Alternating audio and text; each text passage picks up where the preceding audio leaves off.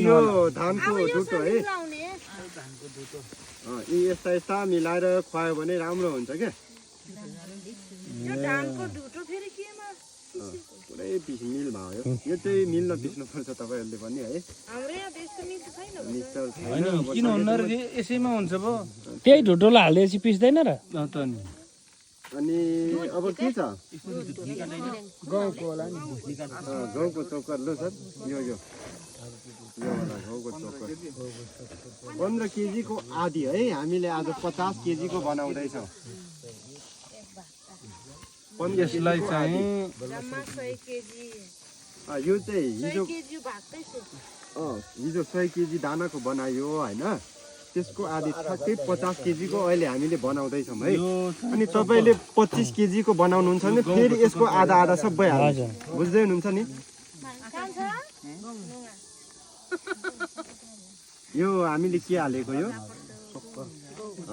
चोकर हालेको अब के छ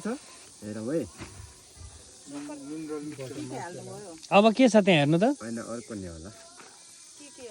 यहाँ के हालियो लु तपाईँले भन्नुहोस् न के हाल्यो यहाँ त अब गहुँको चक्कर गयो धानको ढुटो गयो अनि चाहिँ मकैको पिठो गयो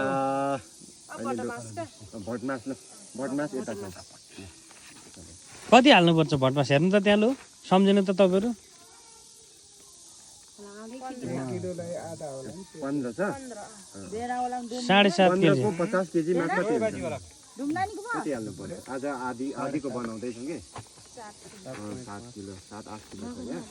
त्यति नै छ फेरि यो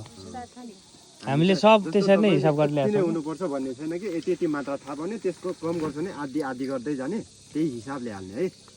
जस्तो 25 केजीको दाना बनाउनुहुन्छ भने यसको 7 किलोको 3.5 किलोमा झारिदिने अनि यो 20 लाई 10 मा 17 लाई 9 मा झारिदिने मात्रा त्यति हुनु पर्यो मात्रा आफ्नो बाख्रा वस्तु कति छ त्यही अनुसारले यो चाहिँ भटमास नभएर चना हालेको एउटै हुन्छ भटमास र चनाको काम एउटै यसमा चाहिँ प्रोटिन पाइन्छ है अब के भनेको छ मिक्सर भनेको यो हेर्नु यो तपाईँले यो चाहिँ किन्नुपर्छ होइन हुन त यो पनि किन्नु पर्ने होला होइन आफूसँग हुन सक्छ यो त हुँदैन नि त यो त हुँदैन हामी कहाँ हुँदैन यसलाई चाहिँ कति पर्छ यो चाहिँ बजारबाटै किन्नुपर्छ होइन यसलाई तपाईँको 600-700 पर्छ होला एउटा यतिलाई 260 रुपियाँ नेपाली होइन इन्डियन होला इन्डियन हो होइन नेपाली नै रहेछ 400-500 पर्छ होइन 260 नै 400-500 पर्यो 300 सम्म पनि पाइन्छ क्वालिटी अनुसारको हुन्छ क्या यो पनि तर यो पनि मिसायो भने यसकै पूर्ति यसले गर्ने हो कि खास त्यो खुवाउनु भनेको यो मिनरल ढिक्का भयो यो मिक्सचर भयो यो पाउडरमा हुन्छ यो यसको पूर्ति यसले पुर्याओस् भनेर यो हामीले बनाएको है विशेष तपाईँले त्यो खाँदिराख्नु भयो भने यो नहुँदा पनि फरक परेन